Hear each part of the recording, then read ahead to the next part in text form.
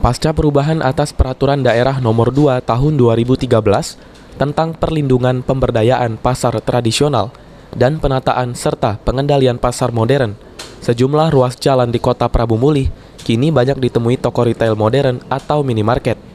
Wali Kota Prabu Mulih Ridho Yahya yang ditemui usai rapat koordinasi terkait perizinan menyampaikan, maraknya pembangunan toko retail modern cukup berdampak terhadap persaingan harga yang makin ketat sehingga menguntungkan warga Prabu Mulih. Sedangkan untuk persyaratan pendirian minimarket, Ridho Yahya memberikan syarat kepada pihak pengusaha agar menyiapkan pojok atau lapak bagi produk UMKM asli Prabu Mulih. Jika tidak mematuhi aturan, izin operasi toko terancam dicabut. Berdiri sudah ada perjanjian bahwa Indomaret di Kota Prabu Mulih harus membuka ruang sebesar-besarnya, membuat rak-rak bagi usaha kecil menengah yang ada di Kota Prabu Mulih untuk diletakkan di Indomaret atau Alfamart mereka. Juga sebagai syarat Pak itu ya? Salah satu syaratnya demikian.